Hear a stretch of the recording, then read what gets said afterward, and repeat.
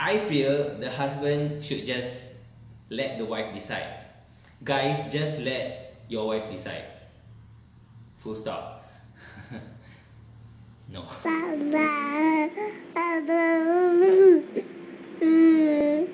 Assalamualaikum, hi guys, my name is Ismail and you're watching Cik Mail Free. So first and foremost, I want to say thank you so much for giving so much love for my home tour video. It has received so much views, but best of all, it has received so many comments. I keep receiving comments, and that is what I value much, you know, to actually have people respond to, like, you know, the content that I'm making. A lot of the positive remarks is about how they really like the way I decorated the house. Like, I actually do really love my house. Very grateful. To follow up a home tour video, I think it's only fitting that I actually produce a my renovation journey video so that I can share with you my renovation experience. Some of the comments that I've received is about, you know, like what do I think about my sliding door, and then like how much is the cost of the renovation, and then, you know, they were asking me the context of my interior designer. So, and also my best friend was telling me that, you know, you should share these things. I think people want to know. So I'm going to share it with you today. Let me start this renovation journey by first sharing with you the fact that this is actually not my first time going through a renovation journey. This is my second time. The first time being the renovation for my mom's house. It was about more than 10 years ago. Me and my mom, we actually decided that we're going to renovate the house. So we actually went down. I thought that is the correct way, which is like, if you want to actually get their services, you actually go down to their showroom, because we have no idea, like zero. Fortunately, the person that we met and eventually was our project manager, I should say, was very friendly and he was very honest. He has been in the industry for a very long time. So whatever that we want, he has already done it, and also he was actually helping us to cut costs a lot, and I find that very commendable, whatever. I don't think it's important to actually go down to a showroom because they can only show you through visuals, and whatever is in the showroom is mostly like the place where they work, and also like to choose materials and whatnot. It's not about the company, it's the person, him or herself. If you can get along with that person, then I think the renovation will be smooth, because I feel that they can do whatever. Like they can do Moroccan, they can do minimal, they can do Scandinavian. You just have to be in charge of the look and make sure that the project manager can deliver. Because it was my first time, so, you know, most of it was nice, but it's just that the kitchen I wasn't very happy about. The countertop has this metal strip on it, and I'm like there's this very cheap material put together, and they decided to put like a metal strip in the center. I'm like, dude. And then he was like, yeah, this is the way we finish it. I'm like, wow, really? Like, I don't think I have to go to design school. Like, you know, there is a nicer way to finish instead of putting like a metal strip on the kitchen counter. Like, from what I learned from that experience is more like the person that you work with has to be somebody that you can work with. You need to at least have an idea of what you want, which will make the process go faster. Because I even had this moment with my mom, because I need to channel my mom. Like, I'll be in her room, like, Mom, what do you want this to be here? Or Mom, what this? And then she's like, I can like anything. And then I'm like, come on, give me like, you know, like at least an idea, because you are going to stay in this room. At least, you know, like you tell me like you want the socket to be higher, to be lower, like at least choose the paint color, you know. Like I'm trying, you know, I'm trying to think for you. When you are already here, you can just tell the person when you, it's not. Anyway, I think the best way to actually make the decision faster is you have like a clear idea of what you want. Like, for example, I know that I'm like Scandinavian, I like beautiful wood texture. So when we were choosing the type of material, I was like, oh, this one, I want this one. Or the floor, oh, I want that floor. So it makes it easier. Even the project manager at that time, he was saying that I come to a decision quite quickly because like I know what I want. Like, for example, like even the handle of the cupboard, say, oh no, it has to be this beautiful metal texture. And he was like, wow, like you really know what you want. And said, yeah, of course I do. And then said, yeah, because he has experience where he's working with couples, husband and wife cannot decide, husband wants this, wife wants this, blah blah blah. I feel the husband should just let the wife decide. Guys, just let your wife decide. Full stop.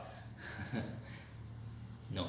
Okay, so now let me share with you my renovation journey for this house. Let me just backtrack a bit. So in Singapore, when you are single and then you want to have your own place, you have to turn a certain age and then you have two choices.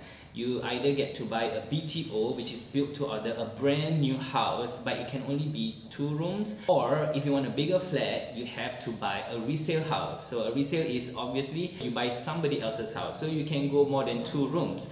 So that's what I want. I didn't want to have such a small space, simply because like if you watch the video, I have like me and my clothes to live in this house. So that's that. This is just to share with you what I look for when I actually got this place, which is, first, I wanted it to be as close as to my mom's house. My mom lives like literally 10 minutes away, like less than that. Plus, you can actually get a proximity bond so that the cost of your house will be, you know, much lesser with this bond. Secondly, I wanted the house to be on the 2nd floor. I don't know why, but I have relatives or I have friends who actually live on the 2nd floor. I was like, wow, this is great. I don't have to use the lift if I don't want to, and I don't have to be late for work ever. I just like it that you're out of the house and like you're out, you know, you don't have to wait for the lift. I just like to live on the 2nd floor. It's just, and alhamdulillah, I got it. It's a simple request, but okay. Point number 3, I wanted a corner house. A corner house means that your door entrance doesn't face the corridor where a lot of people will be passing by and whatnot. I've viewed so many houses and then I'm like, you know, it's mostly privacy and, you know, it's just not cool. So last but not least, what I wanted was a big kitchen.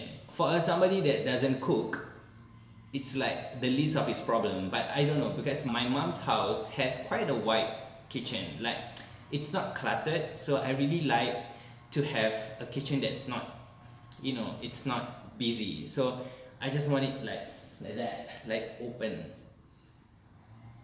These 4 points. Okay, so these are the 3 things that I want to share with you when you are going into a renovation journey. Okay, so probably you haven't experienced this yet, but this is just based on my own personal experience that maybe can benefit you, inshallah. So okay, so I have these 3 points. Number 1 being, it's kind of obvious, but you know, just do a research, a simple research. I was on Instagram and suddenly I saw this company that I was interested in working with. So I was like, okay, I'm going to actually, you know, find out more about this company, and actually met with one of the IDs. Eventually, he was not the person that I chose. He was somebody I could potentially work with, but you know, I decided to work with somebody else. So just a simple research to kind of like have a feel, you know, like to give yourself an idea of this is the look of the house that I want. So which brings me to the 2nd point, which is number 2, is to know your style. So while you research, you know, if the company provide that kind of vibe that you want, you'll be easily attracted to working with probably the people working there, because they kind of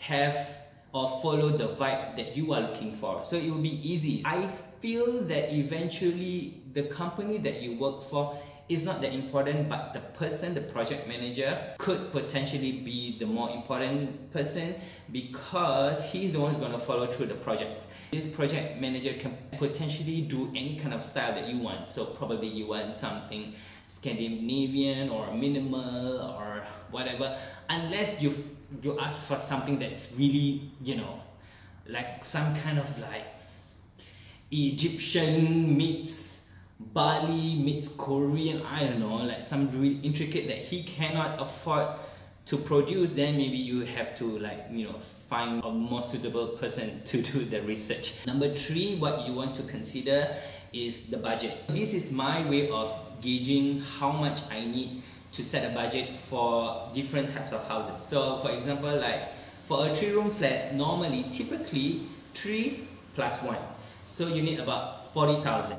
Because normally like a BTO, it's already clean, it's like brand new, so you don't have to do a lot of major construction. But when it comes to resale, because somebody has already been living in the house, so you need that added cost to actually use to kind of reconfigure some things. So let's say if it's brand new, 3 room, maybe about 30,000. But if it's resale, 3 plus 1, 40,000. A 4 room flat like this one, I was giving myself plus 1, 50,000. But when you see the before pictures, when we were negotiating the price of this house, we were like trying to bring down the cost of the house. Like, you know, I asked the previous owner, I was like, you know what, you have so much, I want to say like so much crap in this house. I need to fork out a bit of budget to actually reconfigure the house. So if you can bring the cost of your house down, you know, I'll take this house.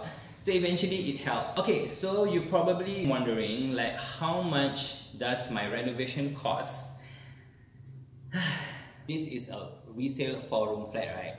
So a 4-room, normally if it's 4, give it one more number, 5. So my budget was 50,000, right? The conditions of the house was so bad. I'm like, 50,000 is impossible, Ismail. So I'm like, okay, maybe 55-ish, you know. So every time IDs come, I'm like, yeah, my budget is about 55, and then they would be like, and then I'm like, 55, 60. I spent 65 for a 4-room resale flat, provided with the fact that the house was in really bad shape. There was a lot of things boxed up, so you cannot potentially see a lot of things that's hidden in the box.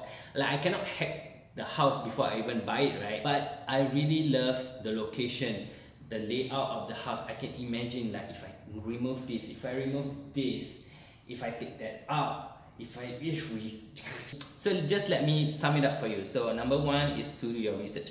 Do like a general research, ask friends, ask me. You know, I had friends ask me and I'm like, oh no, you should do this. Google, Instagram, Pinterest, you know, collect so many pictures to the point that you're like obsessed with every single thing. Number 2 is to know your style. It will make it so much easier for the project to move on, especially when it's a husband and a wife team. You know, husbands, just let your wife decide.